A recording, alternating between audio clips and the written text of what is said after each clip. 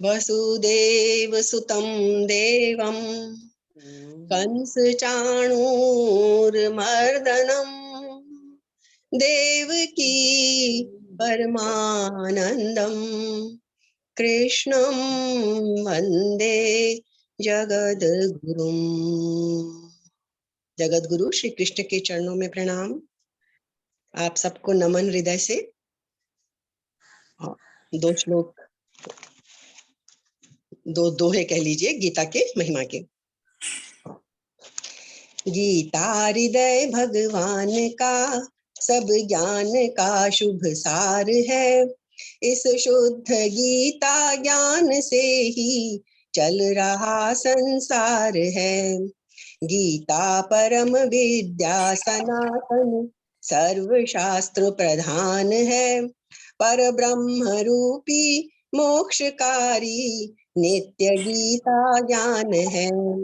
यह मोह माया कष्टमय करना जिसे संसार हो, वह बैठ गीता नाव में सुख से सहज में पार हो। तो हम भी अपना आगे बढ़ते हैं, शुरू करें।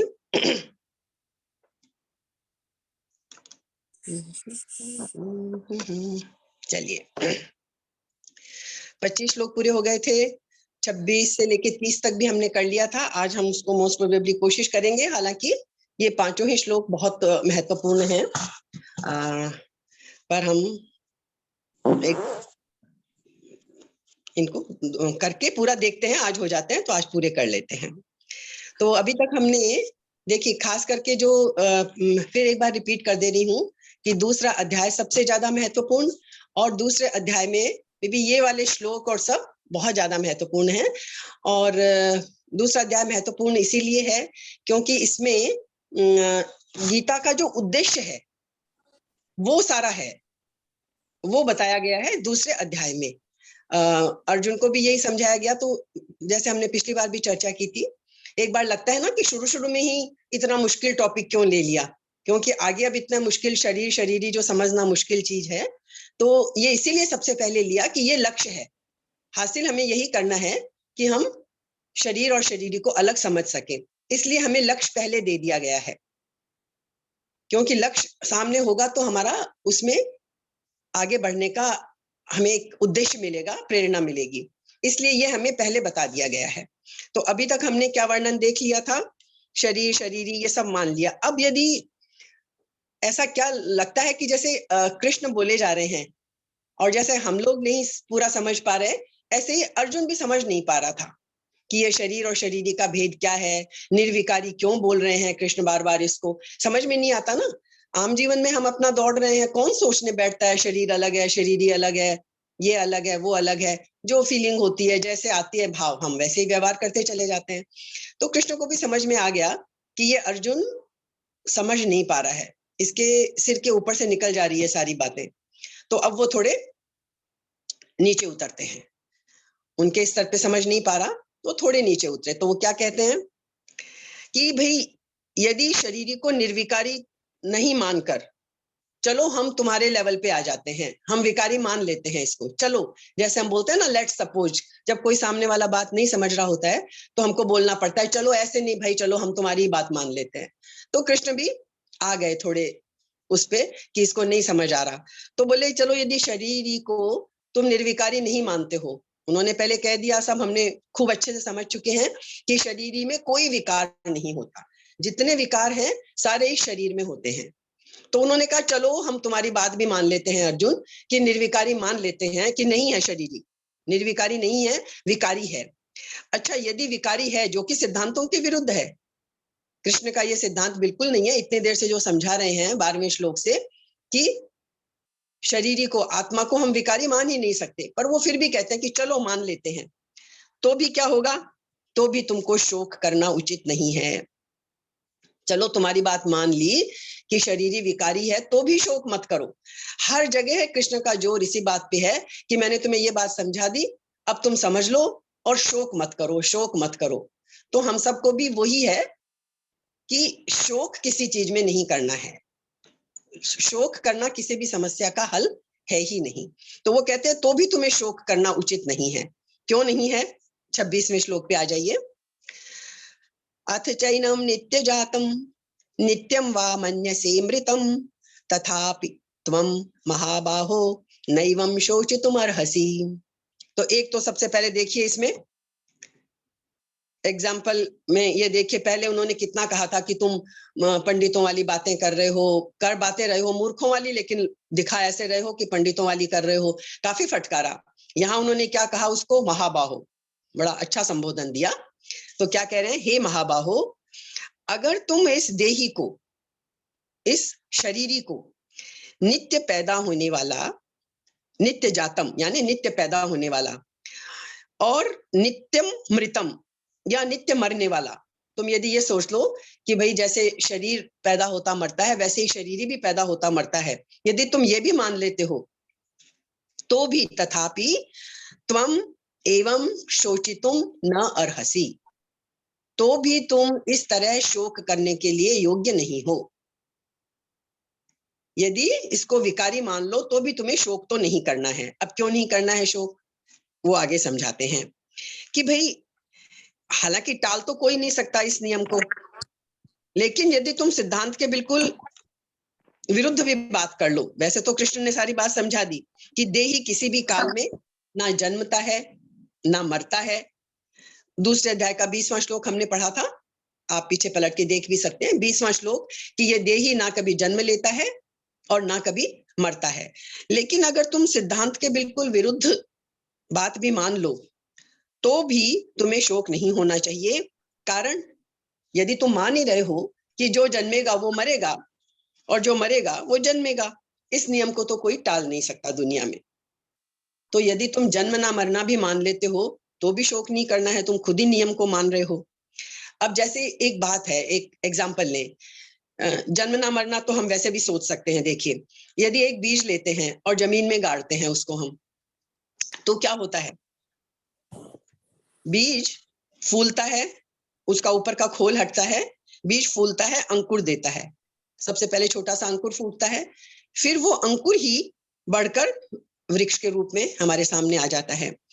तो यदि इसमें भी हम बहुत सूक्ष्म दृष्टि से देखें तो हम क्या पाएंगे इसमें कि वो बीज एक क्षण के लिए भी, एक क्षण के लिए भी एक रूप नहीं रहा। जब बीज फॉर्म में था, सख्त था, उसके ऊपर एक खोल था और हमने उसको जमीन में डाला, तो पहले क्या बना उसका? एक क्षण के लिए भी, जैसे हम कई बार बात चुके हैं ना कि कोई भी चीज एक क्षण के लिए भी स्थायी नहीं है। हम भी अभी बैठे हैं और उठेंगे तब तक कितना रूप हमारा बदल चुका होगा। तो क्या होता है, पृथ्वी में पहले वो अपना ऊपर का कठोर खोल छोड़ता है, उसके बाद कोमल होता है, कोमल होने के बाद में फिर अंकुर रूप में आता है, फिर अंकुर रूप को छोड़कर पूरा बड़ा वृक्ष बन जाता है। तो वो बीज भी कितने रूप बदले उसने, सीधा ही नहीं वृक्ष बना, पर हर क्षण उसमें परिवर्तन होता रहा। एक क्षण भी बीज एक रूप नहीं रहता है। और यदि बीज एक रूप रहता तो वृक्ष के सूखने की क्रिया भी कैसे होती? वृक्ष से पेड़ बना और पेड़ भी फिर सूख जाता है। मतलब ये प्रक्रिया हमें निरंतर चलती रहती है। तो पहले रूप को छोड़ा, दूसरा रूप लिया, तीसरा रूप लिया।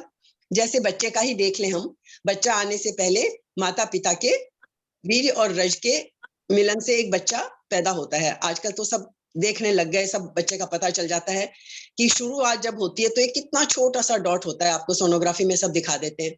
हर क्षण बदलता है वो, किस तरह से बदलता बदलता बदलता तब वो बच्चे के रूप में 9 महीने में हमारे सामने आता है। तो इस तरह शरीर एक क्षण भी एक रूप से ना रहकर बदलता रहता है। तो भगवान क्या कहते हैं कि अगर तुम शरीर की तरह ही शरीर को भी मान लो, हालांकि मानना नहीं चाहिए और गलत भी है, लेकिन वो कहते हैं चलो मान भी लो तो भी तुम्हें शोक करने की जरूरत तो नहीं है। क्यों नहीं है? कि जब तुम मान ही रहे हो कि जो चीज पैदा होती है वो मरती है और जो मरती है वो जन्म लेती है। तो अगला श्लोक कहते हैं कि यदि ये तुम्हारा सिद्धांत मान लें तो भी तुम दुख मत करो। क्यों नहीं करो? जातस्य ही ध्रुवो मृत्युर्ध्रुवम जन्म मृतस्य च तस्माद अपरिहार्येर्थे न त्वं शोचितुम अर्हसि। क्या कहते हैं? जातस्य ध्रुवः मृत्यु, जो भी पैदा हुआ है उसकी मृत्यु जरूर होगी। ये तुम भी मानते हो शरीर के लिए, तो तुम चलो मान लो, शरीर के लिए भी मान लो, तो भी तुम्हारी ही सिद्धांत की बात कर रहे हैं कि पैदा हुए की मृत्यु जरूर होगी, और मृतस्य ध्रुवम जन्म, ध्रुवम का मतलब निश्चित, और जो मरा है उसका जन्म जरूर होगा। तो जो अपरिहार्य है, अपरिहार्य का मतलब जिसे आप बदल ही नहीं सकते, जिसे आप टाल ही नहीं सकते। जैसे हम बोलते हैं ना कि अमर होके तो कोई भी नहीं आया, शरीर तो मरना ही मरना है, मृत्यु तो होगी ही होगी। तो जो अपरिहार्य है, जो किसी के हाथ में ही नहीं है, वश में ही नहीं है कि इसे टाला जा सके, तो ऐसे अपरिहार्य अर्थे, ऐसे अपरिहार्य जिसको टाला ना जा सके, ऐसे विषय में त्वम शोचितुम न अर्हसि, तुम्हें चिंता करनी ही नहीं चाहिए। क्यों दुखी होते हो? जो नियम है, अटल सत्य है कि जो पैदा हुआ वो मरेगा, और जो मरेगा वो जन्म लेगा, जब तक कि मुक्ति ना हो जाए। तो ये सारी बात उन्होंने कह दी। तो अब क्या कहते हैं, तो सिंपल है वैसे ये श्लोक, कोई खास बात नहीं है, लेकिन इसमें सबसे बड़ी बात जो हम एक देख सकते हैं, तस्मात् अपरिहार्ये अर्थे। दूसरी लाइन का पहला जो, जिसमें 3 वर्ड आ गए आपके, तस्मात् अपरिहार्ये अर्थे। इसलिए, तस्मात् का मतलब यहाँ क्या है, इसलिए कि ये ऊपर जो बात बताई है ना, जातस्य ही ध्रुवो मृत्युर ध्रुवम जन्म मृतस्य च, इसी इसके लिए ये अपरिहार्य है, टाला नहीं जा सकता, इसलिए तुम्हें इसके बारे में शोक नहीं करना चाहिए। तो अब अपरिहार्य अर्थ है, ये जन्म मृत्यु का जो प्रवाह है, ये क्या है, अनंत काल से चला आ रहा है, अनंत काल से। हमें तो पता भी नहीं हम कितने जन्म ले चुके हैं, कितनी बार मर चुके हैं, अनंत काल से किस योनि में लिया, क्या किया, हमें तो कुछ भी नहीं पता है। तो अनंत काल से ये प्रवाह चला आ रहा है, अनादिकाल से, और अनंत काल तक चलता भी रहेगा, ये चलता भी रहेगा। इस दृष्टि से भी तुम्हें शोक करना उचित नहीं है। सब घूम फिर के कृष्ण यही बार बार समझा रहे हैं कि शोक छोड़ो, शोक छोड़ो। अब ये जो कह रहे हैं कि भाई धृतराष्ट्र के पुत्र, जिनके विषय में भी तुम समझते हो, तो ये जन्मे हैं तो मरेंगे भी, तुम चिंता इस किसी भी बारे में मत करो। हम तो बोलते भी है ना, जैसे एक हिंदी में भी अपने कहावत है, शोक उसी का कीजिए जो अनहोनी होए, अनहोनी होती नहीं, होनी है सो होए। हम कई बार बोल देते हैं ना, अनहोनी हो गई, एक्चुअली अनहोनी तो कुछ होती ही नहीं है, जिसका होना तय है वही होता है। लेकिन हमें दुनियावी हिसाब से लगता है कि ये तो हमारे हिसाब से सही टाइम पे नहीं हुआ, गलत टाइम पे हो गया, लेकिन अनहोनी वास्तव में कुछ होती ही नहीं है। जो जो लिखा हुआ है वही वही होता है। अब ये हमने देख लिया 25, ये 26वें और 27वें श्लोक में, कि इनमें भगवान ने कोई वास्तविक सिद्धांत की बात नहीं कही है, अपने सिद्धांत से हटकर बात कही है कि चलो मान लो शरीर को। तो इसलिए ये बात कह दी, तो भी उन्होंने कहा शोक करना उचित नहीं है। तो इन 2 श्लोकों का तात्पर्य यह हुआ कि संसार में हर चीज, कोई चीज इससे अछूती नहीं है। हमने बीज का उदाहरण लिया, शरीर का उदाहरण लिया, और कोई भी चीज देख लीजिए, हर क्षण उसमें परिवर्तन हो रहा है। तो पहले रूप को छोड़ना, यदि हम देखें तो हम भी हर क्षण मर रहे हैं। कैसे मर रहे हैं? जो हमारा रूप इस क्षण में है वो अगले क्षण में नहीं रहेगा। तो हर क्षण एक चीज मरती है और दूसरी जन्म लेती है। हर क्षण ये परिवर्तन, ये मृत्यु चल रही है।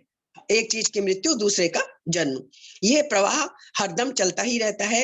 इस दृष्टि से भी शोक नहीं करना चाहिए। अब इसमें एक बात और हमें देखने वाली है कि ये शोक हमें होता क्यों है।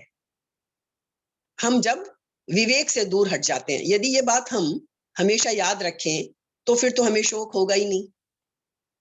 जो विवेक है, विवेक क्या कहता है कि जो जन्मा है वो मरेगा, जो मरेगा वो जन्म लेगा। ये विवेक बुद्धि यदि हम रखते हैं तो फिर हमें किसी चीज का शोक नहीं हो सकता, क्योंकि परिवर्तन होना संसार में, परिस्थिति का बदलना, ये अवश्यंभावी है, होकर ही रहेगा। क्योंकि यदि परिस्थिति नहीं बदलेगी तो संसार चलेगा ही नहीं। बच्चा बड़ा होगा, जवान होगा, प्रौढ़ होगा, फिर बूढ़ा होगा, फिर मरण को प्राप्त होगा, मतलब हर परिस्थिति बदलेगी ही नहीं तो संसार चल ही नहीं सकता। इसलिए परिवर्तन तो संसार का अटल नियम है, और ये सब हम प्रत्यक्ष अनुभव भी करते हैं। जब व्यक्ति मर जाता है तो हम क्या देखते हैं शरीर सामने मृत पड़ा रहता है और वो जीवात्मा निकल जाती है। शरीर की ये सब चीजें हम आए दिन प्रत्यक्ष भी देखते हैं। जैसे रामायण में भी प्रसंग आता है ना, तारा का जब बाली की मृत्यु हो जाती है और तारा बहुत विलाप करती है, तो भगवान राम उसे इसी तरह समझाते हैं।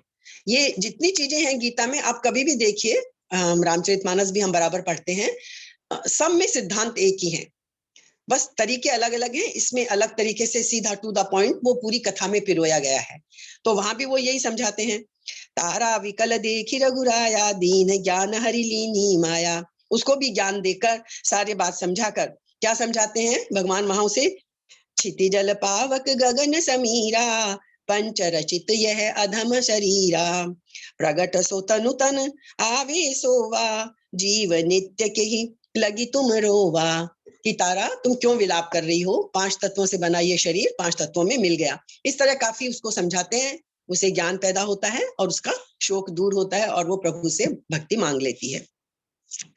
तो इसलिए मानव तन, हमें एक सबसे बड़ी बात ये सोच लेनी चाहिए कि ये जो फर्क है, ये जो विवेक करने वाली बात है, ये और योनियों में नहीं होती। आप किसी पशु को नहीं कह सकते, बैठ के समझा सकते कि तुम शरीर और शरीरी का फर्क समझो। कितनी योनियां आज चल रही हैं संसार में, लाखों करोड़ों अरबों, कितने हम योनियां बोलते हैं। तो विचार करना चाहिए कि 84 लाख योनियां यदि हम मानते हैं, क्या किसी भी और योनि में यह संभव है कि वो शरीर और शरीरी का फर्क हम उन्हें समझाने बैठ सके? नहीं समझा सकते। तो इसलिए हमें इस जन्म की, इस मनुष्य शरीर को जो हमने पाया है, इसकी हमें बहुत कद्र करनी चाहिए। हीरा जन्म अमोल है। ये मनुष्य शरीर बोलते हैं ना, बड़े भाग मानुष तन पावा, ये इतने मुश्किल से हमें मिला है। तो ये विवेक बुद्धि हम इसी जन्म में, इसी मनुष्य तन में ही पैदा कर सकते हैं। हमें नहीं पता आगे हमें कौन सा जन्म मिलेगा, लेकिन ये विवेक बुद्धि, आज हमने ये मनुष्य का चोला पाया है, तो ये विवेक बुद्धि हमें इसी जन्म में, इसी चोले में हासिल कर लेनी चाहिए। तो अब 26 और 27 क्लियर हो गए। इन 2 श्लोकों में बात कह दी कि चलो तुमने विकारी मान लिया, तो भी समझा दिया, उस दृष्टि से भी समझा दिया।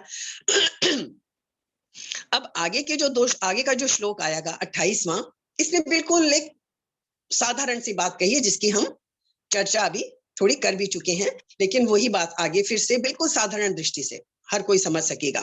क्या कहते हैं, अव्यक्तादीनि भूतानि व्यक्त मध्यानि भारत, अव्यक्त निधनान्येव तत्र का परिदेवना।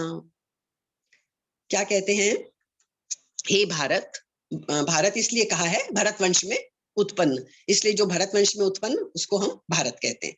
तो हे भरतवंशी अर्जुन, हे भारत, भूतानि अव्यक्तादीनि, सभी प्राणी जन्म से पहले अप्रकट थे। जब तक बच्चे का जन्म नहीं होता तब तक वो अप्रकट होता है। कहीं से तो आया है ना बच्चा, उसका मतलब इसका कोई रूप था उसका पहले। तो क्या कहते हैं, भूतानि अव्यक्तादीनि, सभी प्राणी चाहे कोई भी प्राणी है जीवधारी, वो सभी प्राणी जन्म से पहले क्या थे, अव्यक्तादीनि, अव्यक्त थे, प्रकट नहीं थे। और क्या है, अव्यक्त निधनान्नि एव, नीचे के दूसरी लाइन में अव्यक्त निधनान्येव, अव्यक्त मरने के बाद भी अप्रकट हो जाएंगे। जन्म से पहले सभी प्राणी अप्रकट हैं, मरने के बाद भी अप्रकट हो जाएंगे। व्यक्त मध्यानि एव, खाली बीच में प्रकट होते हैं। बस ये जो हमारा रूप है, ये सिर्फ बीच में दिख रहा है, ना जन्म से पहले दिखता है, ना मृत्यु के बाद दिखेगा।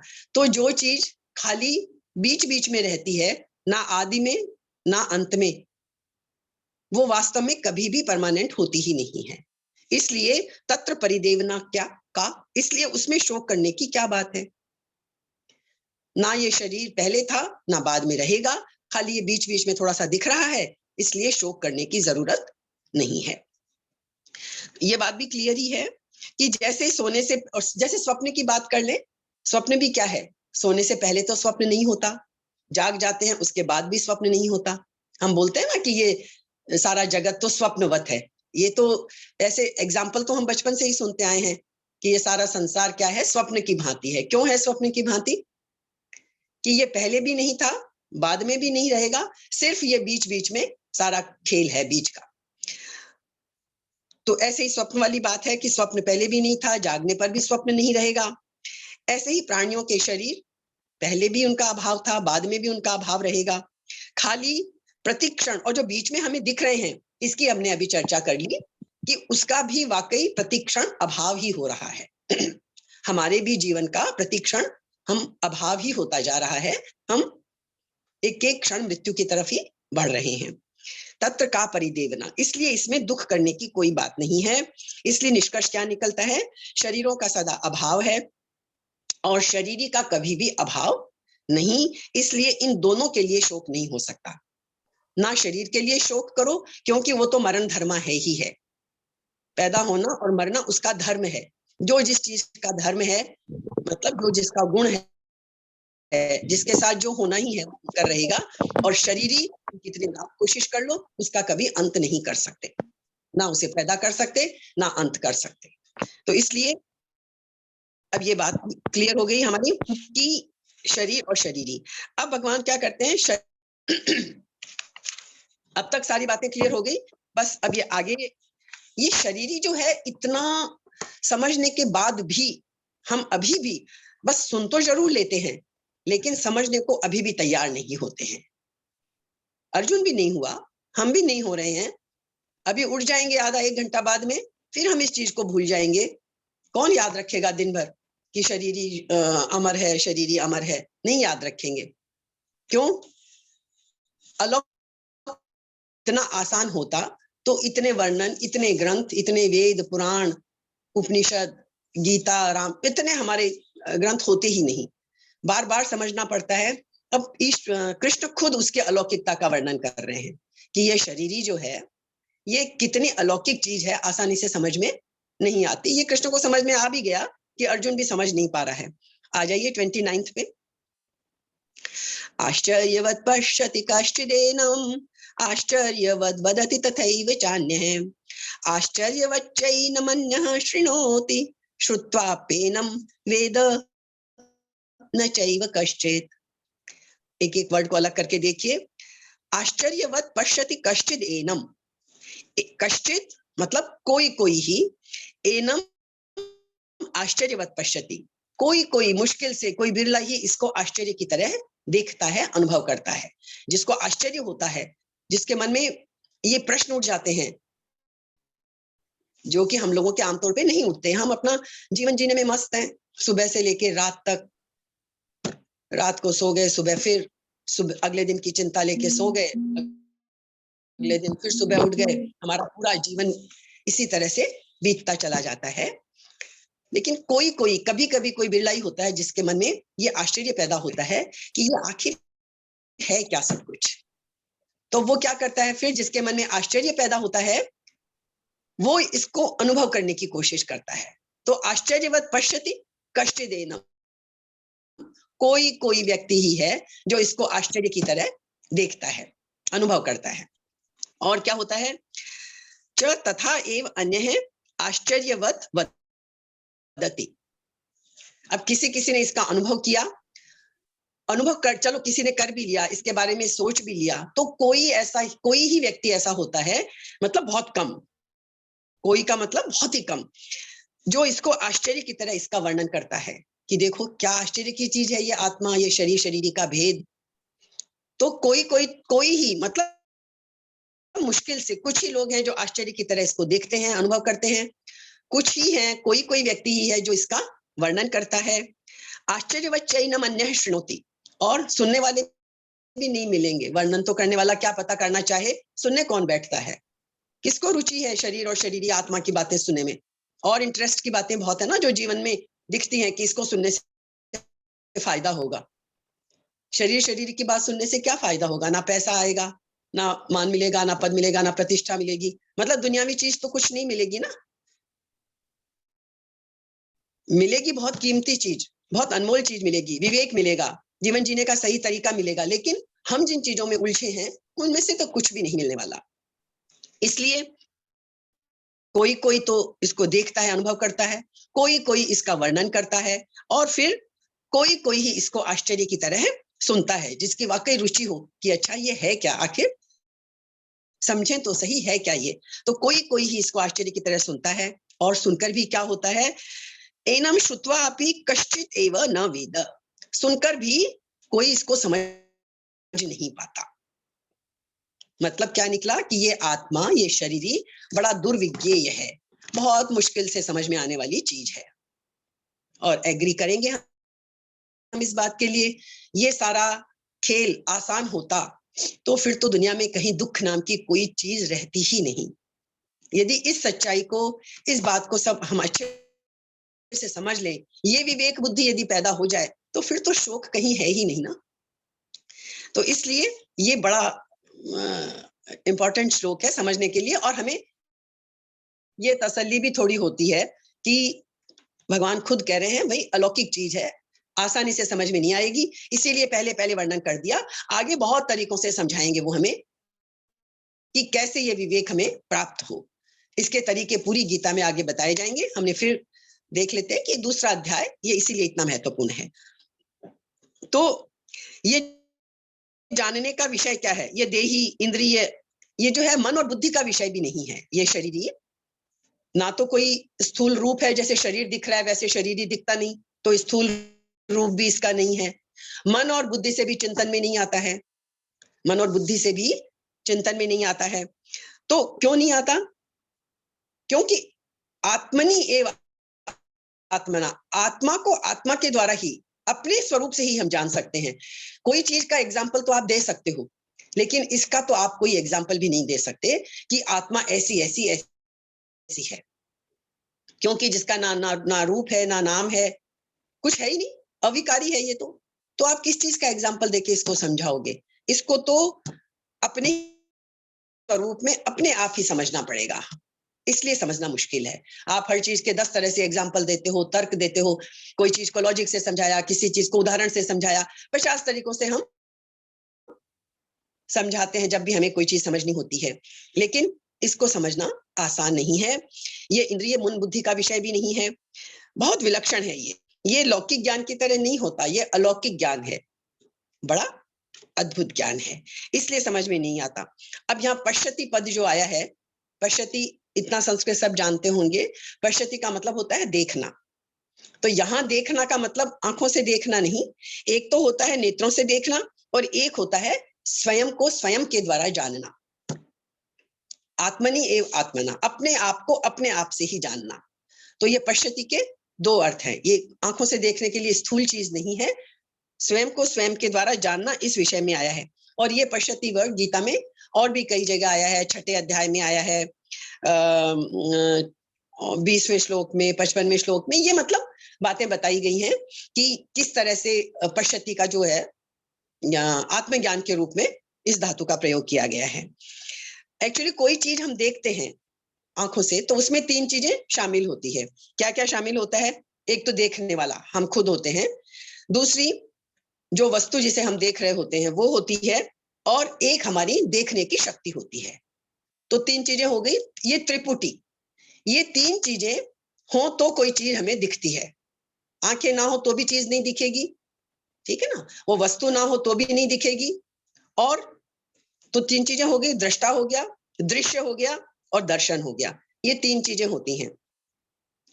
लेकिन जब हमको खुद को जानना हो, यानी इस आत्म स्वरूप का ज्ञान करना हो, तो ये त्रिपुटी नहीं होती है, तो ये 3 चीजें नहीं होती हैं। यहाँ तो स्वयं का ज्ञान स्वयं के द्वारा ही होता है, अर्थात ये ज्ञान क्या है? करण निरपेक्ष, कोई इंस्ट्रूमेंट काम नहीं आता इसमें। करण का मतलब होता है साधन, इंस्ट्रूमेंट।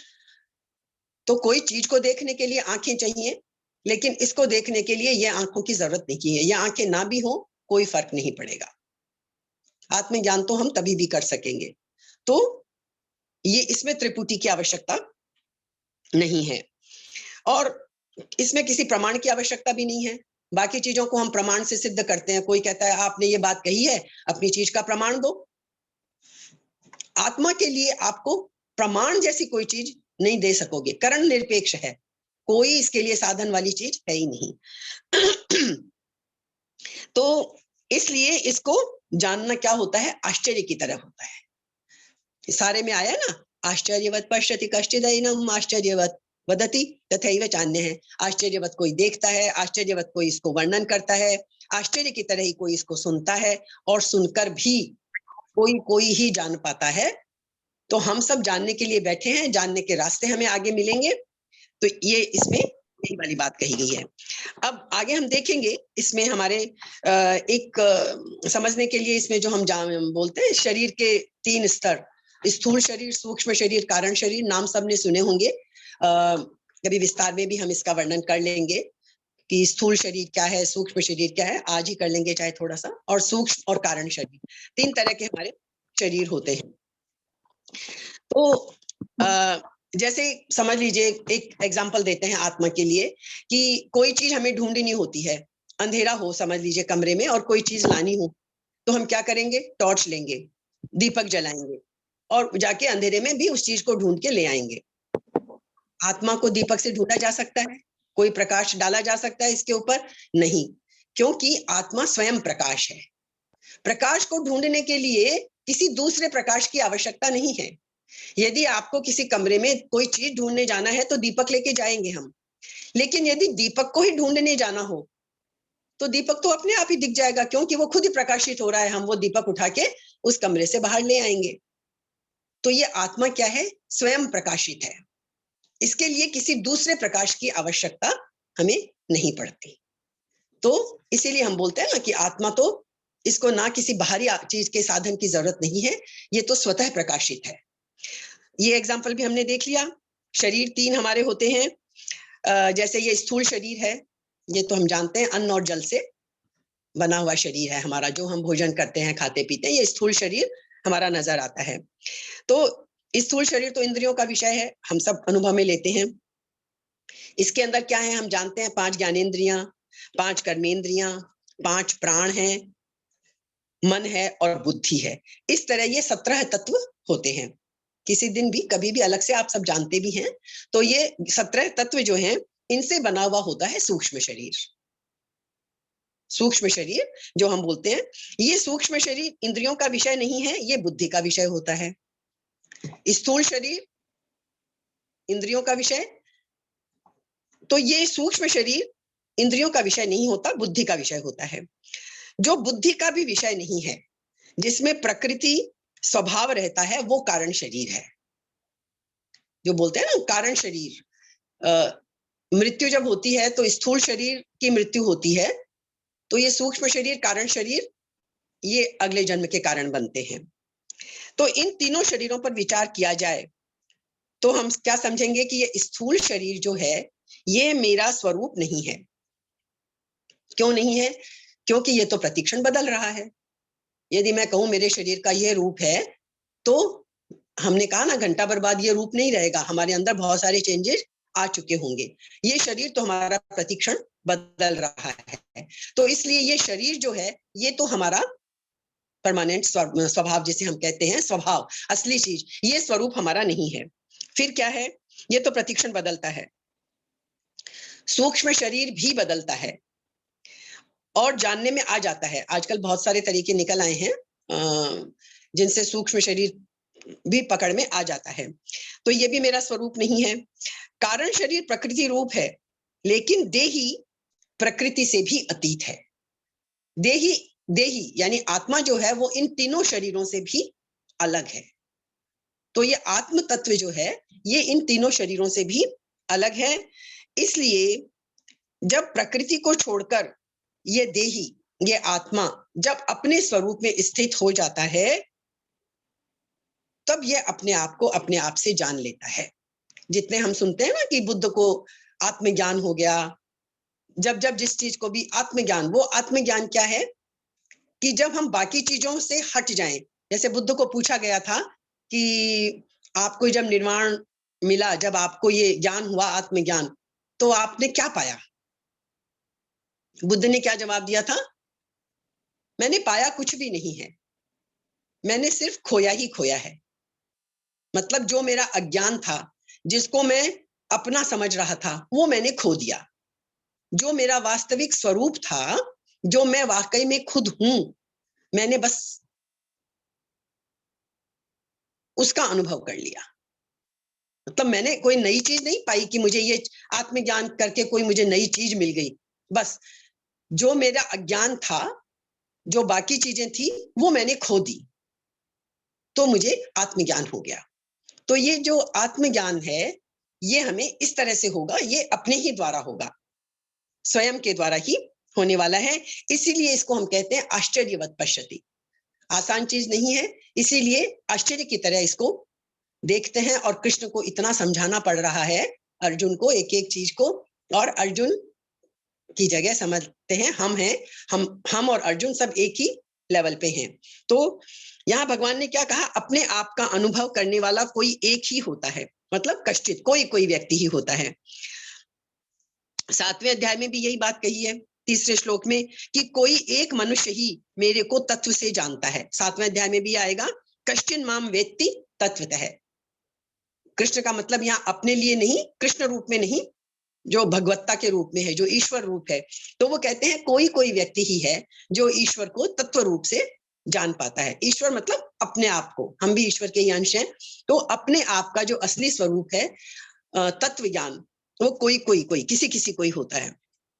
तो इन सब शब्दों से हमें एक बार थोड़ी सी निराशा होती है ना, कि इतना मुश्किल है भाई, ऐसी मुश्किल चीज को जानने हम बैठे हैं जिसको भगवान खुद ही कह रहे हैं। तो इनसे ऐसा मालूम होता है कि अविनाशी तत्व को जानना बड़ा ही कठिन है, बहुत ही दुर्लभ है। लेकिन वास्तव में देखें गहराई से तो ऐसी बात है नहीं, जाना तो जा सकता है, कठिन नहीं है, दुर्लभ भी नहीं है इसको जानना। लेकिन मुश्किल एक ही है कि सच्चे हृदय से कोई इस तरफ जाता ही नहीं है। ऊपर ऊपर से सुनते हैं, एक बार इच्छा तो बड़ी तीव्र जागती है कि आखिर ऐसी क्या चीज है, हम भी जाने, हम भी जाने। लेकिन बस इतनी जल्दी हवा हो जाती है ये इच्छा।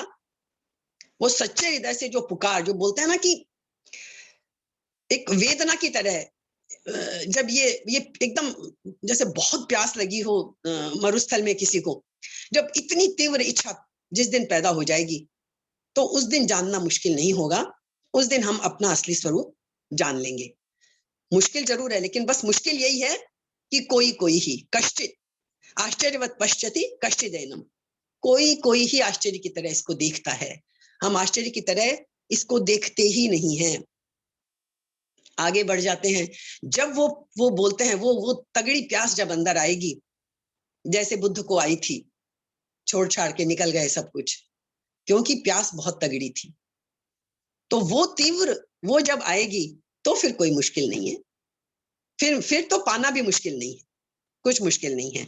तो इसलिए हमें निराश होने की जरूरत नहीं है, बस लेकिन प्यास थोड़ी बढ़ानी पड़ेगी, जानने की इच्छा, जिज्ञासा, और वो जाननी पड़ेगी। और आगे रास्ते हमें गीता खूब बताएगी, खूब पूरे 18 अध्याय में तरीके हमें खूब बताए जाएंगे। तो ये सब चीजें हो गई। आश्चर्यवत वदति। अब एक बात इन्होंने कही कि आश्चर्यवत पश्यति, चलिए किसी ने अनुभव कर भी लिया तो भी क्या होगा, यदि किसी को बताना है आश्चर्यवत वदति, तो आपने अनुभव कर लिया, लेकिन बताने के लिए तो मुंह से ही बोलना पड़ेगा, वाणी ही काम में आएगी बोलने के लिए। वो बोलना भी सबके लिए आसान नहीं है। हमेशा ही बोलते हैं कि ये ज्ञान कैसा है, गूंगे का गुड़ है। इसको तो जिसने जान लिया उसको प्रकट करना भी बड़ा मुश्किल है। बड़ी कहानियां आती हैं कि आप जो तत्वज्ञानी लोग होते हैं, वो लोक कल्याण की भावना से समझाने की बहुत कोशिश करते हैं। गीता भी इतना समझाने की कोशिश करती है, तो लेकिन क्यों नहीं क्लियर हो पाती, क्योंकि ये पहले ही कह दिया कि ये आत्मा अपने ही द्वारा अपने को जान पाती है। ये वाणी भी बस एक रास्ता भर दिखाती है, हमें समझाने की कोशिश भर करती है। तो इसलिए जो समझ भी लेता है वो भी कोई कोई है जो इसको मुंह से बोल के समझा पाता है। वो समझाना भी आसान नहीं है। वो खुद समझ रहा है अंदर, लेकिन वो ये बात भी जानता है कि इसको खुद ही अनुभव करना पड़ेगा। मैं लाख शब्द बोल दूं, मैं किसी को इसका प्रत्यक्ष अनुभव नहीं करा सकता। कितने भी गुरु होंगे, सब आपको रास्ता दिखाएंगे, हाथ पकड़ेंगे, आपको ये मतलब वहां तक ले जाने की कोशिश सारी कर लेंगे, लेकिन जानना खुद को ही होगा। तो ये वाणी से भी केवल संकेत हो सकता है, आप समझा नहीं सकते। फिर दूसरी बात क्या आई कि जितने जानने वाले लोग हैं उनमें वर्णन करने वाला कोई कोई ही होता है। वर्णन करने वाला कोई कोई होता है, फिर सुनने वाला भी कोई कोई ही होता है। इसका मतलब भी क्या है कि जो भी कुछ हम सुनते हैं वो भी मन, बुद्धि, इंद्रियों, इन सब का विषय होता है। तो यहाँ भी कहने का मतलब है कि जो तत्व का जिज्ञासु है वो अलग है और कहने वाला कोई अलग है। जो शुरू की दो चीजें हैं, जानने वाला जो आश्चर्यवत पश्यति, जो देखेगा वही वाणी से बोल सकेगा, जिसने अनुभव नहीं किया वो तो वाणी से क्या बोलेगा। पढ़ी पढ़ाई बातें भले बोल दे, वाणी से वही वर्णन कर सकेगा जिसने खुद अनुभव किया है। लेकिन ये जो जान सुनने वाला है, ये कोई अन्य हो गया। जिसने अनुभव किया वो बोलने की कोशिश करेगा और कोई और सुनेगा इसको। फिर अंत में क्या कहा है, श्रुत्वा पेनम वेद न चैव कश्चित्। और सुनकर भी इसको कोई आसानी से नहीं समझ सकता। इसको सुनने के बाद भी स्वयं उसमें स्थित होना। आज हमने सुन तो सबने लिया, लेकिन इससे हमको आत्मज्ञान हो तो नहीं गया। हमने सारी बात समझ ली, सुन भी लिया, समझ भी लिया, लेकिन इससे हमारा आत्मज्ञान तो नहीं हुआ। सुनने के बाद जब वह स्वयं उसमें स्थित होगा, तब वह अपने आप से ही अपने आप को जानेगा। ये बात गीता में ही नहीं, उपनिषदों में, सब जगह, बहुत जगह आई है। ये गीता में तो कई जगह आई है। दूसरे अध्याय के 55वें श्लोक में भी आएगी, तीसरे अध्याय के 17वें श्लोक में आएगी, छठे अध्याय के 20वें श्लोक में, 15वें अध्याय के 11वें श्लोक में, आत्मन्येवात्मना तुष्टः स्थित प्रज्ञस्तदुच्यते। ये सारे हम खुद पढ़ेंगे एक एक चीज को अभी। तो ये जो अपने आप को अपने आप से जानना है, ये तभी हो पाएगा जब हम खुद इसका अनुभव करेंगे। दूसरा कोई इसका अनुभव हमें करा नहीं सकता। संकेत दे सकता है, तरीके बता सकता है, विवेक हासिल करने के लिए हमें बहुत तरह के प्रयास कर सकता है, लेकिन अनुभव खुद को ही करना पड़ेगा। इसलिए कोई कहे कि क्यों नहीं होता, शास्त्रों में पढ़ो, गुरुजनों से सीखो। हो क्यों नहीं सकता सुनकर? बिल्कुल हो सकता है, कोई भी प्रश्न कर सकता है ना। लेकिन फिर यहाँ ये क्यों कहा गया है कि सुन करके भी कोई जान नहीं सकता? क्यों नहीं जान सकता? इतने शास्त्र पढ़े हैं, वेद उपनिषद सब जगह, गुरु इतने महान जिन्होंने खुद अनुभव किया, तो क्यों नहीं समझ सकते? तो ये कहने का है इसका मतलब कि भाई यदि ऐसा होता तो आज तक भगवान ने खुद ने ही कितने अवतार लिए हैं ना। ईश्वर ने खुद ही कितने अवतार लिए हैं, और कितने ज्ञानी पुरुष दुनिया में हैं, हमें नहीं पता होगा, लेकिन जरूर है जो इतना एफर्ट करते हैं, जिनके अंदर जिज्ञासा तगड़ी है, वो हमारे सामने भी आ जाएं। लेकिन ऐसा तो नहीं है कि उनके सामने आने से हमें आत्मज्ञान हो जाएगा। इसलिए ये श्लोक में ये बात कही गई है कि जानना तो आपको खुद ही पड़ेगा।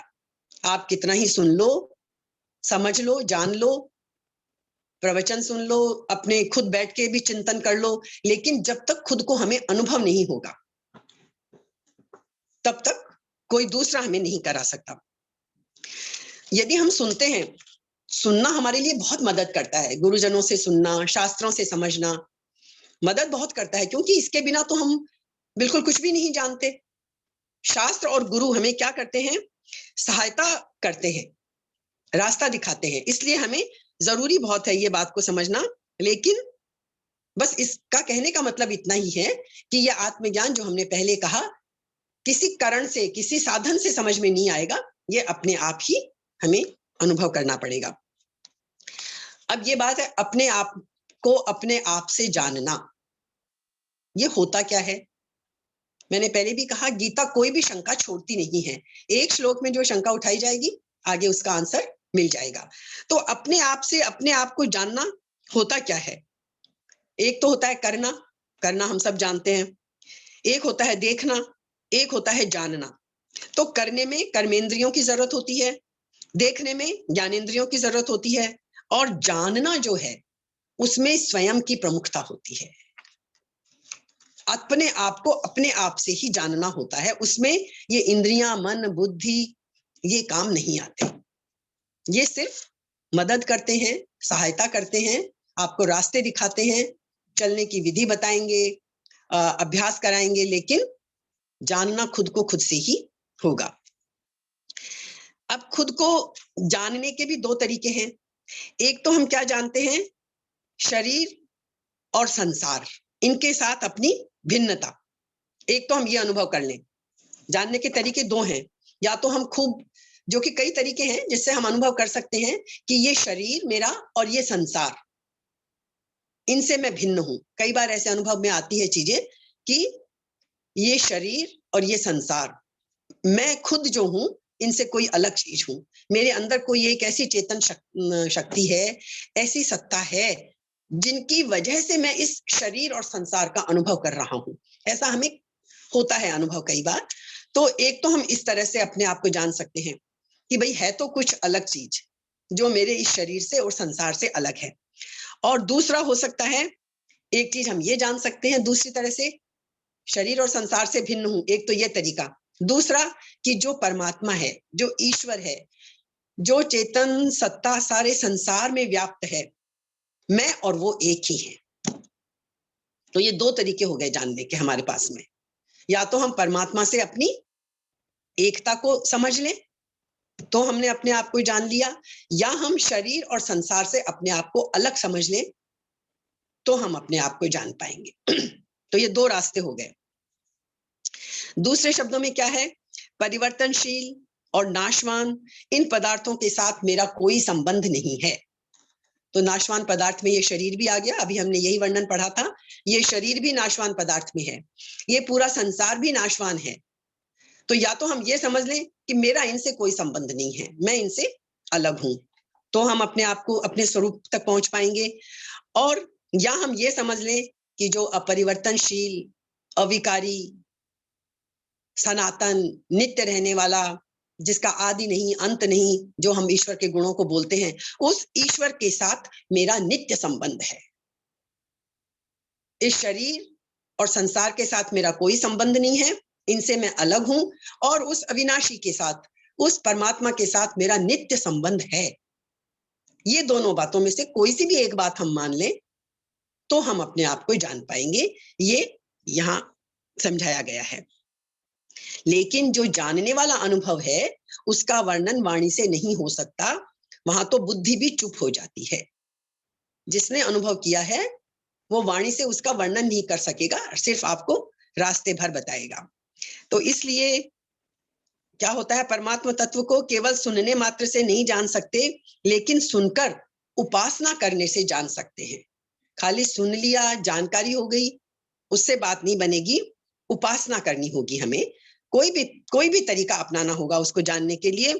इसलिए परमात्मा तत्व का वर्णन करने वाला अनुभवी हो और सुनने वाला श्रद्धालु हो तो तत्काल ज्ञान भी कभी कभी हो सकता है, उसी क्षण भी हो सकता है, शायद पूरा जीवन। क्योंकि जिस दिन तत्व ज्ञान होता है, जितना हमने पढ़ा है समझा है, होता वो एक क्षण में है, एक क्षण में होता है। तो यदि समझ लीजिए कोई इतना भाग्यशाली हो कि सामने कोई तत्ववेता, ऐसा गुरु सामने बैठा हो जिसने खुद उसको अनुभव कर लिया है, और सामने जो बैठा है, इसीलिए बोलते हैं कि गुरुओं के प्रति श्रद्धा रखनी चाहिए। यदि श्रद्धालु बैठा है, कोई इतना श्रद्धालु सामने बैठा है, तो कभी कभी बोलते हैं कि वो घटना एक क्षण में घट जाती है।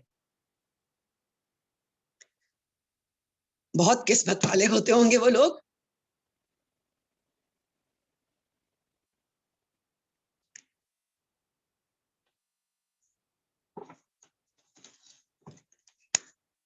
सोच के ही कैसा लगता है, एक क्षण में कुछ ऐसा हो सकता है कि आपको ये महसूस हो जाए कि है क्या ये आत्मा। पर इसीलिए वो बोलते हैं इतनी श्रद्धा चाहिए। सामने कोई तत्ववेता हो, या आप शास्त्री पढ़ रहे हैं, गीता ही पढ़ रहे हैं, पर कोई ऐसा क्षण आ जाए इतना गहराई का, तब अनुभव होता है। ऊपरी ऊपरी बातों से ये नहीं होगा। चलिए एक श्लोक हम और कर लेते हैं, आज 30वें पे भी हमें पहुंचना है।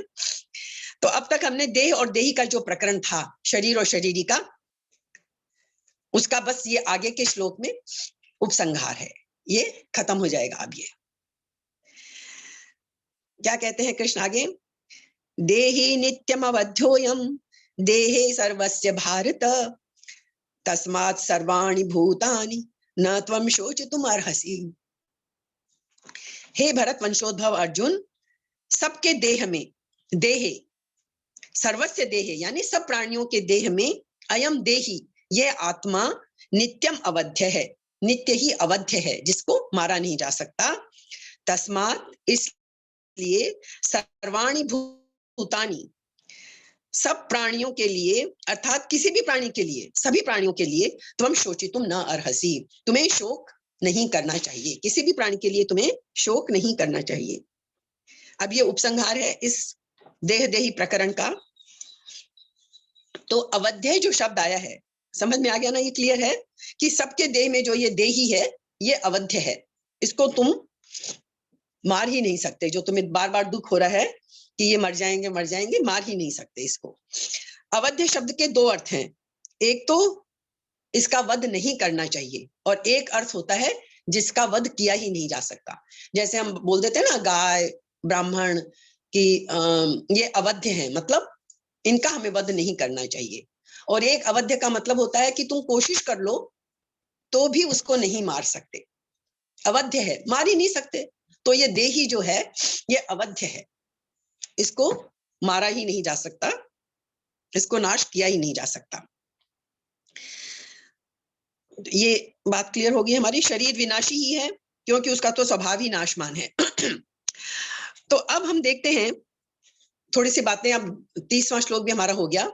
11वें श्लोक से लेकर इस 30वें श्लोक तक जो प्रकरण चला, विशेष रूप से देही और देह, नित्य और अनित्य, सत और असत, अविनाशी और विनाशी, इन दोनों के विवेक के लिए, अर्थात इन दोनों को अलग अलग बताने के लिए ये हमने 11वें श्लोक से लेके, जो मैंने शुरू में कहा था कि 11वें से 30वें तक बहुत महत्वपूर्ण श्लोक हैं, इसीलिए हमने इनमें इतना टाइम भी लगाया।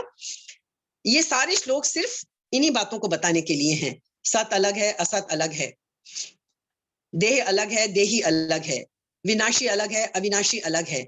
ये विवेक हमें कराने के लिए ही, इन दोनों को अलग अलग बताने के लिए ही किया गया है।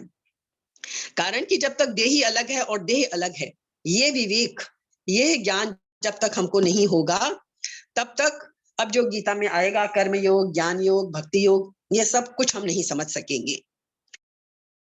ये हम तभी समझ सकेंगे जब हम ये समझ लेंगे। इसीलिए शुरुआत में ही ये बात हमें बता दी गई है कि देह अलग है, देही अलग है। आगे अब जितने रास्ते बताए जाएंगे, कर्म योग का होगा, ज्ञान योग का होगा, भक्ति योग का होगा, ये सब हम तभी समझ पाएंगे जब हम इस असली चीज को समझ लेंगे कि ये सब अलग अलग हैं। सत और असत, ये सब के फर्क जो अब तक हमने देखे हैं, ये सब अलग अलग हैं। अच्छा, दूसरी बात, यदि हम आत्मज्ञान की बात ना करें, स्वर्ग की भी जैसे बात करते हैं, तो स्वर्ग भी कब समझ में आएगा? जब देह और देही को अलग समझ लेंगे। भाई शरीर, यदि आप देह और देही को अलग नहीं समझोगे तो शरीर तो सामने मरा पड़ा है। हम बोलते हैं ना वो स्वर्ग में जाएगा, वो नरक में जाएगा, कहां जाएगा? तो शरीर से तो अलग समझना पड़ेगा ना शरीर को। कौन जाएगा स्वर्ग में, कौन जाएगा नरक में? ये तो प्रत्यक्ष देखने की बात है। तो यदि स्वर्ग आदि में भी जाने की बात, जबकि स्वर्गवादी वास्तव में कोई ऐसे लोग हैं या नहीं है, कौन जानता है? स्वर्ग नरक हम बोलते हैं ना, सब हमारे अंदर ही है। आत्मज्ञान हो गया तो समझो बस स्वर्ग वैकुंठ सब हमें मिल गया यहीं पे। तो इसलिए यदि स्वर्ग आदि लोगों की प्राप्ति को यदि आप प्रमाण मान भी लें, तो भी देह और देही के भेद को समझना जरूरी है, तभी स्वर्ग नरक आदि की बातें समझ में आएंगी। एक बात और है कि हम जानते हैं कि दर्शन शास्त्र का विषय होता है, और एक बात जो कोई कहता है, दूसरा उसके दर्शन शास्त्र में अलग अलग हैं। द्वैतवाद है, अद्वैतवाद है, विशिष्ट अद्वैतवाद है, बहुत तरह के मत हैं, सब अपने अपने तरीके से अलग अलग चीजें बताते हैं। लेकिन चाहे द्वैतवादी हो, चाहे अद्वैतवादी हो, कि कोई भी मत का क्यों ना हो, शरीर और शरीरी के भेद को हर कोई मानता है। बाकी सबके अलग अलग वर्णन हो सकते हैं। वेदों का जैसे प्रसिद्ध है ना, द्वा सुपर्णा सयुजा सखाया, कोई द्वैतवाद को मानेगा, कोई अद्वैत को मानेगा कि कुछ नहीं है, सिर्फ एक ही वस्तु सारे में वो है। वो अलग अलग मत सबके हैं, उन मतों में हम जाएंगे तो हमारा जीवन ही कम पड़ जाएगा। लेकिन भगवान इसी भेद को यहाँ स्पष्ट करना चाहते हैं कि शरीर और शरीरी का भेद है। किसी भी दर्शन में आप चले जाइए, ये भेद तो आपको सब जगह हर मत में मिलेगा, ये वाला भेद। तो इसलिए ये हमें समझने की बात है कि ये हमारे देह बदलता है, देह नहीं बदलता, ये हमारे सबके अनुभव में ये चीजें आती हैं। दूसरी बात क्या होती है, दार्शनिक बातें सीखने के लिए मान रखी हैं। खाली दार्शनिक होने से हम फिर रिपीट कर रहे हैं, खूब ज्ञानी हैं। दार्शनिक तो बहुत है दुनिया में, वो तो ज्ञान बघाड़ने के लिए हैं, चीज को समझने और समझाने के लिए हैं, अनुभव करने के लिए नहीं है। दार्शनिक विवाद करेंगे, खूब तर्क करेंगे, बस अपना मुझे जीतना है तर्क वितर्क में, उससे कोई ज्ञान नहीं होने वाला। ये तो अनुभव से, समझ में, दर्शन समझ के और उसको उपासना में लाके, उसको व्यवहार में लाकर और अनुभव करने की चीज है, तभी आत्मज्ञान होगा। ये इस सारी बात को कहते हैं। तो जो केवल दार्शनिक बातें सीख लेते हैं उससे शोक दूर नहीं होता, क्योंकि सीखी हुई तो बातें हमने बहुत हैं, हम बोलते रहते हैं आत्मा परमात्मा, ये तो सब ये है वो है, कितनी तो ज्ञान की बातें हम आए दिन हम रोज सुनते सीखते रहते हैं। हमारा दुख तो दूर नहीं होता। खाली सुनने भर से और पढ़ लेने भर से ये नहीं होगा जब तक उसको व्यवहार में लाया नहीं जाएगा। तो जैसे हमारे यहाँ 6 दर्शन माने जाते हैं, षड दर्शन जिन्हें हम बोलते हैं, तो 6 दर्शनों की पढ़ाई करना एक चीज है और उनको अनुभव में लाना वो बिल्कुल दूसरी चीज है। पढ़ने में तो आप ब्रह्म, ईश्वर, जीव, जगत सबको खूब ज्ञान कर लोगे और बैठ के घंटों आप धारा प्रवाह बोल भी लोगे, अपने ज्ञान का सिक्का भी जमा दोगे। ब्रह्म क्या है, ईश्वर क्या है, जीव क्या है, जगत क्या है, माया क्या है, सब चीजों का ज्ञान तो बता दोगे, लेकिन उससे आपको अनुभव नहीं होगा। वो ज्ञान ज्ञान ही है, बस बताने के लिए, दार्शनिक चीज समझने के लिए है। तो जो साधक मुमुक्षु है, जिज्ञासु है और भक्त है, सबसे आसान तो भक्ति है, जो कि पैदा आसानी से होती नहीं है। यदि भक्त है वो भी आसानी से ईश्वर को पा लेता है। जो जिज्ञासु, जिसमें ज्ञान की तगड़ी भूख है, वो जिज्ञासा करके वो भी पा लेता है। और जो मुमुक्षु, जिसके अंदर खूब तगड़ी प्यास जग गई है कि मुझे तो मोक्ष, मुमुक्षु का मतलब मोक्ष की इच्छा रखने वाला, कि मुझे तो ये जान के ही रहना है, वो भी पा लेता है। तो सब अपने स्वभाव के अनुसार जिस रास्ते में भी, पर पूरी दृढ़ता से, पूरी स्थिरता से हमें ठहरना होगा। ये बात हमारी हो गई। इसलिए अनुभव जो करना चाहे, जो ईश्वर की शरण होना चाहता है, जो अभिन्नता का अनुभव करना चाहता है, प्रकृति और संसार से संबंध विच्छेद करके और ईश्वर के साथ एक होना चाहता है, ये इच्छा, ये तीव्र दृढ़ इच्छा होगी, तभी हम पा सकेंगे। तो ये बात भी हमने समझ में ले ली। मेरे समझ में 30 श्लोक तो हमारे हो गए हैं। ये चाहे उतना डिटेल कर सकते हैं इसको। तो इसलिए हमने 30 श्लोक तक कर लिया। मैं समझती हूँ एक बार थोड़ा सा रोक देते हैं, समय भी हो गया है। थोड़ी सी 1-2 चीजें हम इनसे और समझ लें कि हमने जो अभी तक हमने आज किए 26, 27, 28, 29, 30 5 श्लोक हमने आज कर लिए, बहुत महत्वपूर्ण है। ये जो है, ये कृष्ण का ये वचन बड़ा अद्भुत है। आप समझ लीजिए ये कि वो मजबूरी में बोल रहे हैं। मैं थोड़ा सा बस 5 मिनट में इसको समेट लेते हैं कि ये श्री कृष्ण अपने तरफ से नहीं बोल रहे। मैंने कहा ना, वो कहते हैं चलो अर्जुन मान लेते हैं तुम्हारी बात, हम कर चुके हैं 30, उनको एक बार दोबारा हम फटाफट रिवीजन टाइप कर ले रहे हैं। तो अर्जुन की मजबूरी देख ली जब उन्होंने कि ये समझ नहीं पा रहा है मेरी बातों को, तब वो इस पे आए हैं कि चलो विकारी मान लेते हैं। अब कृष्ण को जरूर हम कल्पना कर सकते हैं कि उन्हें निराशा हुई होगी थोड़ी, कि मैं कितना समझा रहा हूं अर्जुन को, लेकिन समझ ही नहीं रहा है, तो चलो ठीक है, कोई बात नहीं, मैं इसको दूसरी तरह से समझाता हूं। ये कहने के बाद में अब उनको क्या, कृष्ण को ये बात समझ में आ गई कि अभी तो मुझे बहुत मेहनत करनी पड़ेगी इसके ऊपर। इतना मैंने बोल दिया कि शरीर अलग है, शरीर अलग है, मर नहीं सकता, तू दुख मत कर। ये तो वैसा का वैसा ही दुख में बैठा है जैसा ये शस्त्र वस्त्र छोड़ के बैठा था। इसके ऊपर तो कुछ असर ही नहीं पड़ा। लगता है मेरे भाई की तो सिर के ऊपर से निकल गई हैं सारी बातें। तो ये बात कृष्ण को समझ में आ गई, ये नहीं आसानी से समझने वाला, इसके लिए तो मुझे बहुत तरीके, अलग अलग तरीके से इसको रास्ते पे लाना पड़ेगा। इसलिए वो आगे बोल देते हैं कि चल, जाता से ही ध्रुव मृत्यु, 27वां श्लोक बोल देते हैं कि भाई चल, जो जन्मा है वो मरेगा। और ये सारी बातें भी वो उसको बोल के, अब एक बात हम समझ लें जो अभी हमने की थी, विद्वान होने में और ज्ञानी होने में बहुत फर्क है, जिसकी अभी हमने चर्चा की। विद्वान का वो लेवल नहीं होता जो ज्ञानी का होता है। विद्वान बोलने को बहुत अच्छा बोल सकता है, लेकिन ज्ञानी कई बार वाणी से नहीं बोल सकता, लेकिन उसके अनुभव में होती है वो चीज। जैसे हम जानते हैं कि कबीर कहते हैं हम कि तत्वज्ञानी थे और वो अपनी मस्ती में रहते थे। कोई दोहे उनके अंदर से निकलते थे। कोई बड़े बड़े ग्रंथ उन्होंने उपनिषद और वो सब नहीं लिखे, लेकिन कबीर का ज्ञान आज भी, उनका एक भी दोहा हम पढ़ते हैं तो दिल को छू जाता है, क्योंकि वो उनके अनुभव से निकली हुई चीज है, ऐसा हमें लगता है। तो तर्क और युक्ति के बल पर जीता है विद्वान तो, और जो ज्ञानी है वो अनुभव के आधार पर जीता है। तो अब कृष्ण थोड़े नीचे आ गए कि चल अर्जुन, तू ज्ञानी नहीं बन सकता तो चल विद्वान ही बन जा। देह और देही के फर्क की बातें ही समझ ले, क्योंकि तू ज्ञानी तुझे बना सकूं ये इतना आसान नहीं है, तो चल तू विद्वान तो बन ले कम से कम।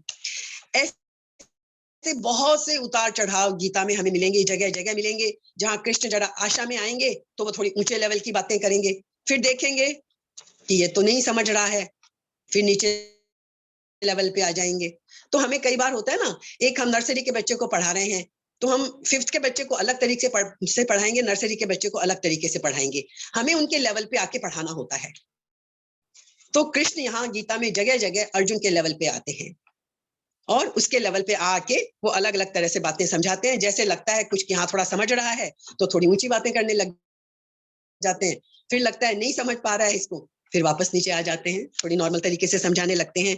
लेकिन उनको ये लगता है कि ऊंचाई पे है तो वो थोड़े नीचे उससे आ जाते हैं। अब बस एक ही बात सारे सार की यही है कि हमें मैं में उतरना पड़ेगा। मैं और तू, ये जो दो बातें हैं, जब हम दूसरे से शुरू करते हैं तो हम गहराई में नहीं जाते। जब हम मैं से शुरू करेंगे, अपने अंदर उतरेंगे, तो हम उस परमात्मा तक, उस सर्व तक जो सब में व्यापक है, तभी हम उस तक पहुंच सकेंगे। लेकिन हम करते क्या है, जीवन भर हम सिर्फ अपने को छोड़ देते हैं। एक थोड़ा बहुत ही रुचिकर कहानी से इस बात को समझ लेते हैं। आप सबने एक लेखक का नाम है, क्या नाम है लेखक का, वेई वू कोई करके कोई लेखक है, उनकी एक किताब है द 10th मैन। ये कहानी सबने सुनी होगी कि 10 दोस्त थे और उन्होंने नदी पार की। बाढ़ थी और 10 दोस्तों ने नदी पार करनी थी, नदी पार कर ली। अब पार करके, बाढ़ थी नदी में, तो दूसरे किनारे पहुंच गए। तो सबने सोचा कि भाई सब पहुंच तो गए ना सही सलामत, कहीं कोई बह तो नहीं गया। तो सबने गिनना, बोले चलो गिन लेते हैं, 10 लोग थे हम। तो सबने गिनना शुरू किया, 1 2 3 4 5 6 7 8 9, बस 9 पे गिनती खत्म। बोले 9 ही है। दूसरे ने कहा अरे तो एक, इसका मतलब एक दोस्त हमारा खो गया, बाढ़ में बह गया। दूसरे ने गिना, वही 1 2 3 4, सबने गिन लिया 9। और ये भी समझ में नहीं आ रहा कि कोई खोया है, खोया भी नहीं, सब तो है दिख रहे हैं सामने, पर गिनती तो गणित है, 9 ही हो रही है। अब क्या करें, कौन है वो 10वां, कौन खो गया? और रोने बैठ गए कि कोई खोया तो जरूर है हम में से। एक फकीर आया वहां पे, उसने देखा रो रहे हैं 10 मिलके। उसने कहा भाई क्या बात है, रो क्यों रहे हो? बोले ऐसे ऐसे महात्मा जी, हम 10 दोस्त आए थे और अब 9 ही बचे हैं, हम अपने उस खोए हुए मरे हुए दोस्त के लिए रो रहे हैं। तो उन्होंने एक नजर में देखा, गिना कि 10 के 10 बैठे हैं। ज्ञानी थे, समझ गए कि ये तो संसारी दृष्टि से हैं, खुद के ऊपर कोई नहीं जा रहा, सब दूसरों पे पड़े हुए हैं। उन्होंने कहा अच्छा चलो मैं भी गिन के देख लूं एक बार। बोले देख लीजिए, हम तो सब गिन ही चुके हैं, आप भी देख लीजिए। उन्होंने कहा लेकिन एक बात है, मैं एक एक को एक एक चांटा मारूंगा, और सब जिसको चांटा मारूं वो बोल देना 1, दूसरे को मारूं बोल देना 2, ताकि तुम्हें समझ में आ जाए। उन्होंने ऐसा ही किया और 10 लोगों को उन्होंने एक एक करके चांटा मारा, 10 की गिनती पूरी हो गई। 10 के 10 खुश हो गए कि चलो हाँ 10 हैं, मिल गए, आपने तो हमारी प्रॉब्लम ही सॉल्व कर दी। तो कहने का मतलब ये कि हम खुद को ही छोड़ देते हैं। पूरे टाइम हम दूसरी चीजों में, दूसरे लोगों में, दूसरी वस्तुओं में, हमेशा पूरा जीवन इनमें उलझे रहते हैं, बस खुद को छोड़कर। खुद के अंदर कभी नहीं झांकते, दूसरा कितना गलत है, कितना अच्छा है, कितना बुरा है या क्या है, हर टाइम बस यही एक चीज लगी रहती है, दूसरा दूसरा, दुनिया की चीजें, दूसरों की। खुद के ऊपर तो कभी, खुद के अंदर तो झांकना ही नहीं है ना हमको, खुद की वास्तविकता में नहीं जाते। तो यही सारा बताने के लिए ये शुरुआत की गई है कि भाई शुरुआत खुद से करो, खुद को जान लोगे तो समझ लो दुनिया की हर वस्तु, हर चीज हमने जान ली, फिर हमारे सामने कोई प्रॉब्लम रहेगी ही नहीं। तो इसलिए शुरुआत कहां से करो? आत्मा से शुरू करो। ये कृष्ण कहना चाहते हैं, शुरुआत आत्मा से करो, अपने आप से शुरू करो। दुनिया तो अपने आप समझ में आ जाएगी, पर सारी दुनिया सब दूसरों को समझने में जुटी पड़ी है। उसके लिए एक्सपेरिमेंट हो रहे हैं, तरह तरह के गोष्ठियां, विचार, एक्सपेरिमेंट, सब कुछ चल रहा है, पर सब कुछ दूसरे को जानने के लिए, दूसरी वस्तुओं को, संसार को समझने के लिए। खुद को समझने के लिए यदि प्रयोग शुरू कर दिया, सारी समस्या का समाधान हो जाएगा। ये बात है। तो आत्मा से हमें आरंभ करना पड़ेगा। आत्मा से आरंभ नहीं करेंगे तो बात नहीं बनेगी। और जैसे, लेकिन एक बात जरूर है, आत्मा से क्यों समझना पड़ेगा। एक आजकल जैसे आप कभी कभी देख लीजिए, सब लोग मानने लगे हैं, वैज्ञानिक भी, बहुत चीजें हैं हमारे सामने, हम आज की क्लास में उतना सब नहीं कवर कर पाएंगे। लेकिन एक डॉक्टर्स की भी बात देखें, कई बार हम देखते हैं जब सीरियस होता है पेशेंट, तो डॉक्टर क्या करता है, कहता है ना, दुआ करिए। डॉक्टर खुद भी बोल देते हैं कि भाई मैं तो खाली सर्जरी कर दूंगा, मैं तो बस समझ लीजिए, बल्कि बहुत ज्यादा समझदार डॉक्टर होगा तो कहेगा मैं तो थोड़ी सी बाधाएं हटा दूंगा, बाकी तो हीलिंग तो आपके अंदर से आएगी।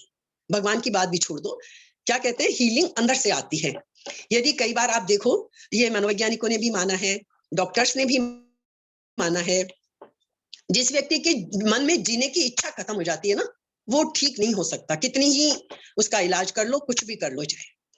इसीलिए बोलते हैं ना, जब कोई बीमार होता है कि पॉजिटिव रहो, विल पावर स्ट्रांग रखो, क्योंकि यदि आदमी जीने की अंदर से इच्छा छोड़ दे, फिर लाख कोशिश कर लो, आप उसे ठीक नहीं कर सकते। इसलिए मनोवैज्ञानिक भी बार बार यही बात बोलते हैं कि इच्छा यदि चली जाए तो घाव तक नहीं भरते हैं। यदि कोई घाव है किसी को, और यदि अंदर से आदमी के अंदर जीने की इच्छा नहीं है, तो उसके शरीर के अंदर जितने शरीर देखिए खुद अपने आप को ठीक करता है। शरीर के अंदर हीलिंग पावर खुद है। घाव होता है, मवाद पड़ती है, वो मवाद क्या है, शरीर का हीलिंग प्रोसेस है, क्योंकि वहां की चमड़ी चली गई है। शरीर इतने कीटाणु भेजता है अपने आप वहां से कि वो उस घाव को कवर कर लेते हैं, जिसे हम मवाद कहते हैं। वो एक्चुअली मवाद क्या है, उस घाव को प्रोटेक्ट करने के लिए है। शरीर के अंदर हीलिंग पावर है खुद के अंदर, लेकिन जब जीने की इच्छा ही खत्म हो जाए, आदमी अंदर से एकदम मर जाए, तो फिर वो हीलिंग पावर भी काम नहीं करती है, और तब फिर डॉक्टर भी कुछ नहीं कर सकता, कोई कुछ नहीं कर सकता। इसलिए अपने आप को जानना और समझना बहुत जरूरी है। तो ये अव्यक्त जो जीने की शक्ति हमें देता है, उसका बनाए रखना बहुत जरूरी है। तो इसके लिए फिर क्या बताया गया है हमें, हम असली चीज पे आ जाते हैं, हम इसका सार निकाल रहे हैं।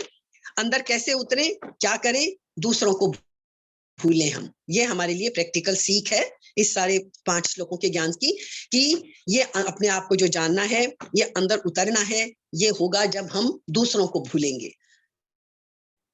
शरीर, संसार और दूसरे लोगों को भूलकर, शरीर भी हमारे लिए दूसरा ही है, अपना शरीर भी दूसरा ही है, बाकियों के शरीर भी दूसरे ही हैं, और ये संसार भी हमारे लिए दूसरा ही है। इनको भूलकर जब हम अपने आप में अंदर उतरेंगे, तब हम इस आत्मज्ञान को पा पाएंगे। लेकिन आंखें खोलते हैं, अपना तो दिखता नहीं, खुद तो दिखता नहीं, दिखता क्या है सामने, दूसरा ही दूसरा दिखता है, और हम उस दूसरे में ही पड़े रहते हैं। इसीलिए कहते हैं कि जब खुद को जानना हो तो आंखें बंद करके बैठो। ध्यान में क्यों आंखें बंद कराते हैं, हमें दुनिया नहीं देखनी है, अपने अंदर झांकना है, इसलिए आंखें बंद करके बैठो। आंखें बंद करेंगे, शायद कुछ अपने अंदर का दिखेगा, थोड़ा कुछ अपने अंदर का अनुभव होगा। इसीलिए मेडिटेशन में कहते हैं आंखें बंद करके आप अपने ऊपर ध्यान लगाओ, सिर्फ अपने को ही देखो, और कुछ नहीं। ध्यान में कभी नहीं, असली ध्यान में ये कभी नहीं कहेंगे। तो इसलिए जैसे विपश्यना भी जाते हैं, विपश्यना में भी कुछ नहीं कहते, वो कहते हैं सब अपने आप को देखो, बस खाली साक्षी भाव से, कुछ करना नहीं है, अपने आप को साक्षी भाव से खाली देखना है। देखने भर से बिना कुछ जोड़े, अपनी तरफ से ना कुछ अच्छा जोड़ना है, ना बुरा जोड़ना है, ना घटाना है, ना बढ़ाना है, बस साक्षी भाव से एक थर्ड पर्सन की तरह अपने आप को देखते जाओ, देखते जाओ, देखते जाओ, सच्चाई तक पहुंच जाओगे। ये तरीके हैं अलग अलग, जैसे कि विपश्यना का मैंने एक तरीका बताया आपको। तो ये तरीके हैं जो अपने आप को जानने के लिए, जो हमने बात करी। अब वो तरीके बहुत सारे हैं जो आप गीता में समझोगे, भक्ति से पा सकते हो, कर्म को निष्काम भाव से कर्म करके पा सकते हैं, और जिज्ञासा करके जो ज्ञानी है, जिन्हें समझे बिना कोई चीज करने की उतनी श्रद्धा नहीं होती, तो वो ज्ञान पे श्रद्धा होती है उनकी, वो ज्ञानी बन के जान सकते हैं। कोई भी एक रास्ता हम अपना सकते हैं। तो अव्यक्त की मौजूदगी, बस जो अव्यक्त है उसको बस हमें महसूस करना है। जो व्यक्त नहीं है, जो विकारी नहीं है, जो दिख नहीं रहा है, उसको महसूस हमें करना है। तो यात्रा का पहला कदम हम निष्कर्ष निकाल ले रहे हैं अपने लिए कि यात्रा का पहला कदम क्या है? स्वयं के भीतर है, अपने भीतर है। और हमें क्या कहा? जैसे बुद्ध ने कहा, उपेक्षा करो, बाकी सबकी उपेक्षा करो, नेग्लेक्ट करो बाकी चीजों को। ये बुद्ध का संदेश था, उपेक्षा, उपेक्षा भाव। और या फिर दूसरा क्या है? साक्षी भाव। या तो शरीर और संसार इन सब की उपेक्षा करो, या फिर साक्षी भाव, अवेयरनेस, उसके प्रति जाग जाओ। तो वो साक्षी भाव के प्रति जागने, कुछ भी नाम दे लें हम इसको, जो भी हमारे अंदर है उसके प्रति बस हम होश से भर जाएं, उसके प्रति हम जाग जाएं। तो फिर हमको कुछ नहीं करना है। अचानक हम पाएंगे कि बस घट गया हमारे अंदर, बस झांकना अपने अंदर है। ये सारी हमें क्रिया करनी है। श्री कृष्ण उसी अव्यक्त की बात कर रहे हैं। वह पहले भी था, बाद में भी है, अभी भी है, हमारे अंदर मौजूद है, सिर्फ व्यक्त से ढका हुआ है। जो चीजें हम जिनको इतनी इंपॉर्टेंस देते हैं, उन्होंने उस अव्यक्त को ढक रखा है। उस व्यक्त चीजों को हटा दो, वो अव्यक्त हमें दिख जाएगा। सत्यस्य अपिहितम मुखम, सत्य का मुख ढका हुआ है। बस सत्य को कहीं से लाना नहीं है, मौजूद है हमारे अंदर। जैसा बुद्ध ने कहा, उसके ऊपर पड़े हुए जो आवरण हैं, जो चीजें हैं, उनको खो देना है बस। तो असत्य को हटा देना है, सत्य अपने आप सामने निकल आएगा। दर्पण की धूल साफ कर देंगे, प्रतिबिंब साफ दिखने लगेगा। वैसे ही हम अपने अज्ञान की धूल हटा देंगे। तरीका कोई भी अपना लें, बहुत तरीके हमें गीता बताएगी। भक्ति कर लो, ज्ञान से समझ लो, कर्म कर लो, निष्काम कर्म, जो अब निष्काम कर्म हम समझेंगे अभी आगे हम। इसलिए जो बाद में भी अव्यक्त है, अब शुरू में भी, बीच में भी, बस वही सच है, उसी में उतरना है, वही हमारा मार्ग है। थोड़ी सी एक दो चीजें और रह गई हैं, लेकिन मुझे लग रहा है समय हो गया है, तो हम विराम लेते हैं। ये तो टॉपिक ऐसा है कि खत्म होने का नाम ही नहीं लेता। जितना गहराई में समझे तो कुछ चीजें बाद में समझ लेंगे। आज काफी हो गया मेरी समझ में। तो आप